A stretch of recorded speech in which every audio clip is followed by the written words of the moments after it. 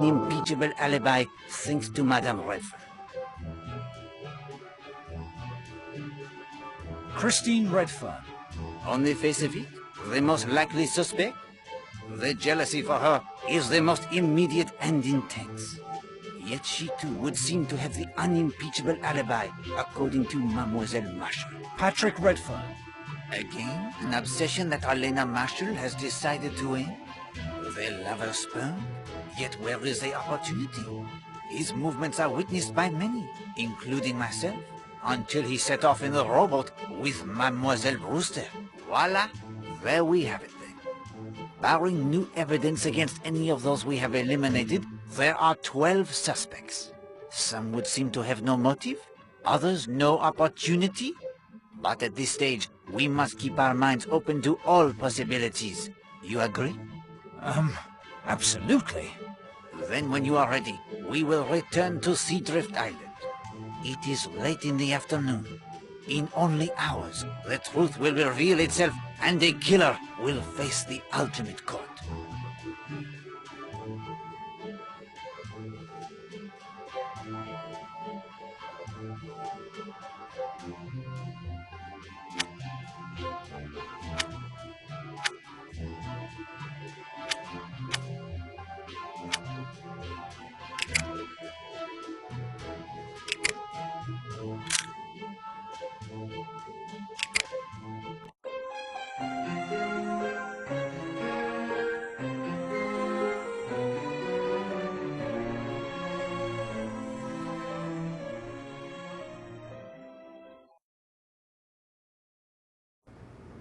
Hastings, we are agreed Mrs. Castle may, as you say, attempt to do the bump?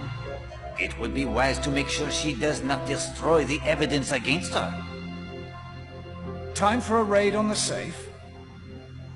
Précisément.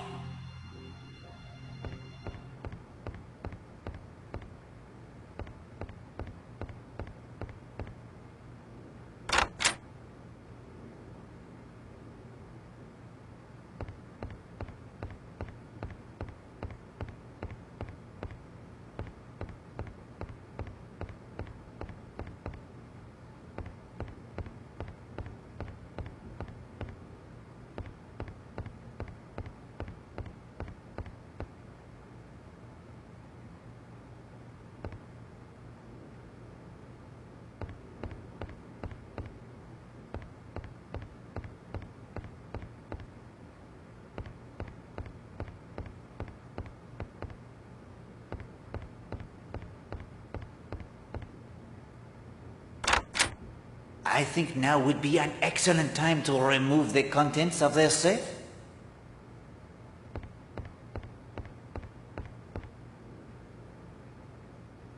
A solidly built... Oh, that does not make...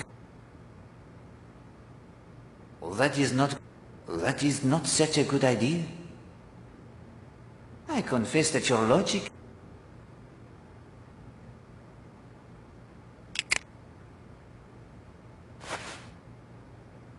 But the signal lantern, it is missing. Why?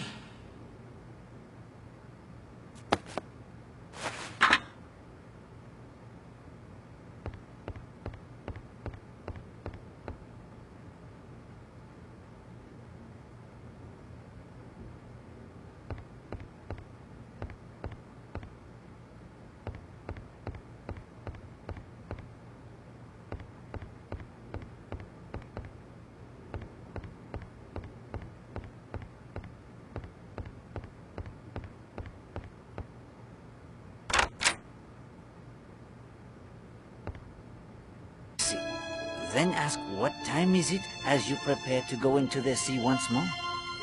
The watch, it says 15 minutes of 12. But of course, it is in reality only 25 minutes past 11. She is already dressed in the white bathing suit like Elena's. The green hat, it is concealed in her sketch bag. And the suntan was applied much earlier, now concealed by the clothes she wears to protect her from the sun. At 11:20, Madame Redfern, she hurries to Cutter's Cove, a journey of no more than 15 minutes. I have timed it myself.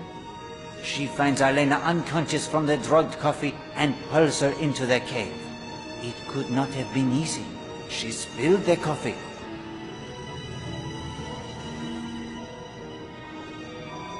Tore her hat.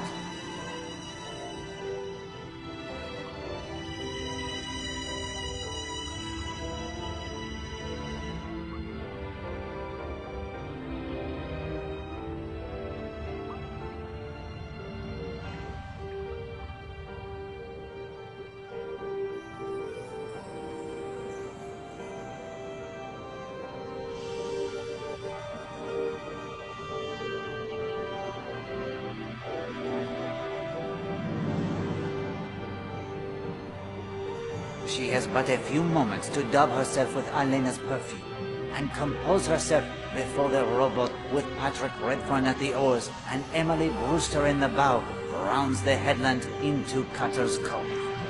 The time, it is precisely 11:40.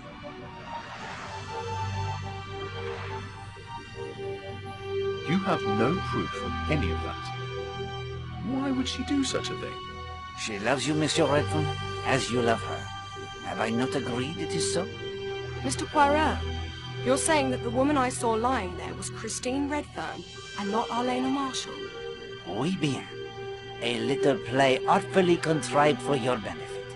Each step you were led. Each step you thought you saw what you were supposed to see. Then after you left to go get help,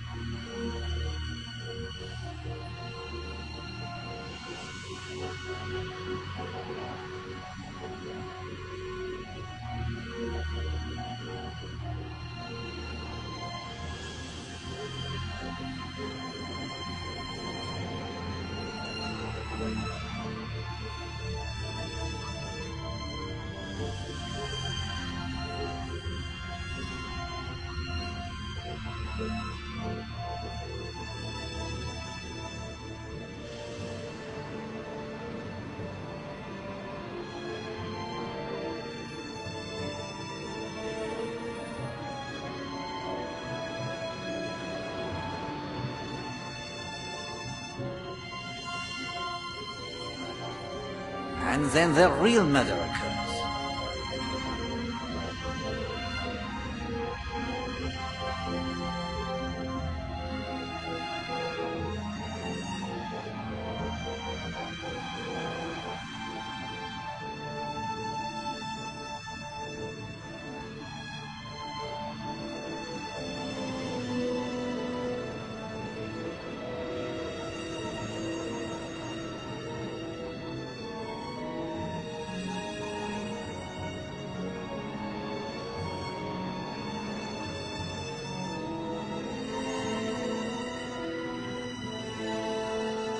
Now, of course, it is truly 15 minutes of 12.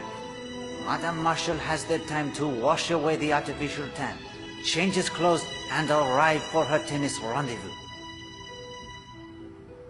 Monsieur Poirot, I am sure everyone will agree that I might have had a motive to kill Alena, but...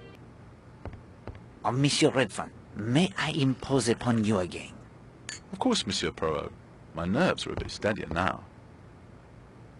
Monsieur Redfern, how long had you known Alena Marshall? 3 months? I understand you met casually at a cocktail party? Yes, that's how it came about.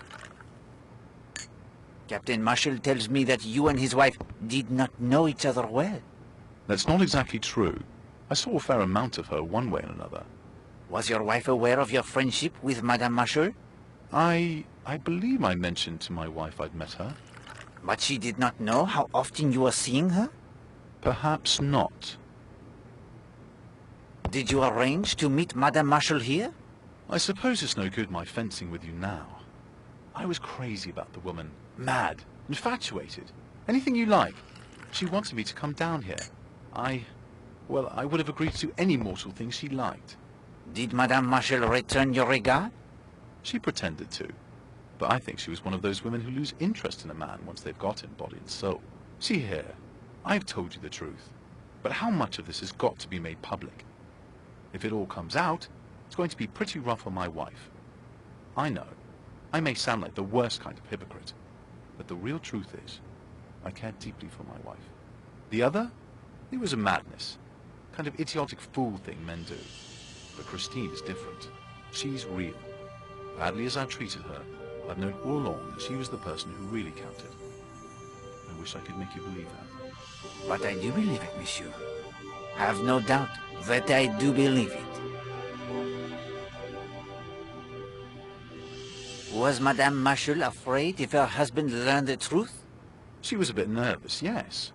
I'm not sure I'd go as far as to say afraid. Was there talk of marriage between you and Madame Marshall? No, never. Arlena was perfectly satisfied married to Marshall. He's a well-respected businessman. She never saw me as a possible husband. I was just one of a succession of poor mutts. Just something to pass the time with. And yet knowing this did not alter your feelings for her? No. Had you an appointment with Madame Marshall this morning? No. We usually met on the beach. Were you surprised not to find her there this morning? Yes, I was. Very surprised. I couldn't understand it at all. Can you think of a reason why she went to Cutter's Cove this morning? I haven't the faintest idea. It wasn't like Arlena. Do you know of anyone in London who might have the grudge against her? Honestly, I can't think of anyone. Do you know anyone with the initials J.N.? J.N.? You mean Jimmy Nash? Tell me about him. Well, Jimmy was just one of the crowd. A photographer. Took a splendid picture of Christine and me, as a matter of fact. But now that I think of it, I did hear he and Arlena were an item at one time. Haven't seen much of him lately. I'd heard he got himself into some sort of trouble over money. He just dropped out of sight. Monsieur Poirot, if there aren't any more questions, I think I'd like to be with my wife. Of course, monsieur. I think you will find that she would like that as well.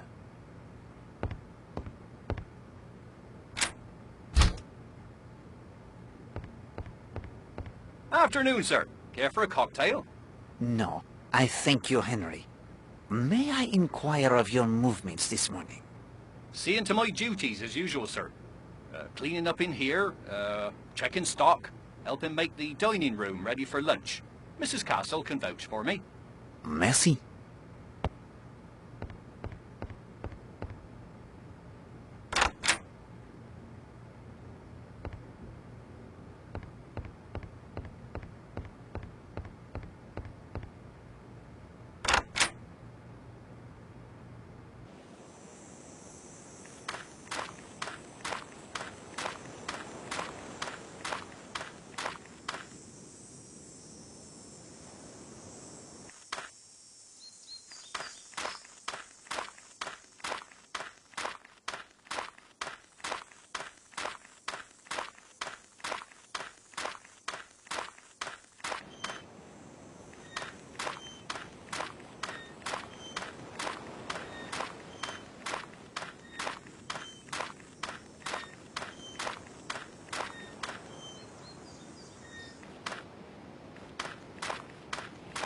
Poirot, is it true?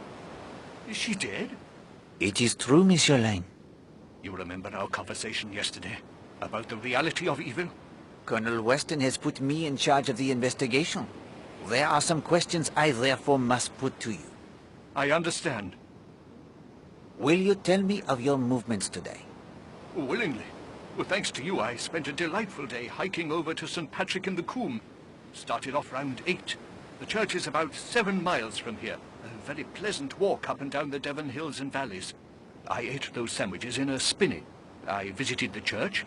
Oh, it has some fragments, only fragments, alas, of early glass. Also, a very interesting painted screen. Did you see anyone? The vicar or the verger? No, there was no one about, and I was the only visitor. It's a very remote spot. Is there anything you heard or saw that can help us?